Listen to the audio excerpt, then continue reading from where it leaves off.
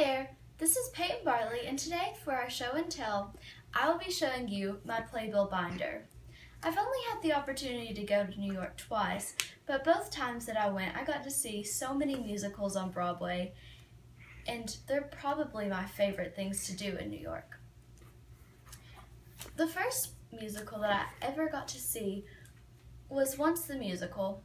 I saw it July 17th, 2014 on my birthday. This musical holds a special place in my heart because it was my very first one on Broadway. The second playbill that I have in here is Matilda the Musical. This musical I have loved forever. I had always wanted to see it, and I had always heard the music and heard about it, and I finally got to see it. The second one is actually Matilda again. I went on my second trip and watched Matilda again because I loved it so much the first time. And the second time I actually got to stage door, which means that after the show, you go and bring your playbill, and as the actors leave, they'll sign your playbill and talk to you and take pictures. The children in Matilda don't actually come out, but that's alright because my favorite actress, Leslie Margarita, she's an adult, so she did, and she signed it right here with a pink Sharpie, and then all the rest of the cast signed around her name. The next playbill that I have is An American in Paris. I went and saw An American in Paris the last time that I went to New York, and it was very artistic, and it had lots of ballet, so of course I loved it because I love ballet, and it actually has some famous dancers in it. The main dancer and the lead in the whole musical is actually a principal dancer at New York City Ballet, so it was like seeing a high-quality ballet, but a Broadway musical all put into one. And it was also choreographed by my favorite choreographer, so everything was just amazing in that show. The next show that I got to see was A Gentleman's Guide to Love and Murder.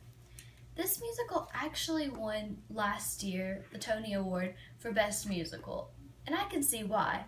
It was very funny, and it's about this guy who finds out that he's an heir to a famous name and all this money, but in order to get to there, he has to kill all the die squits.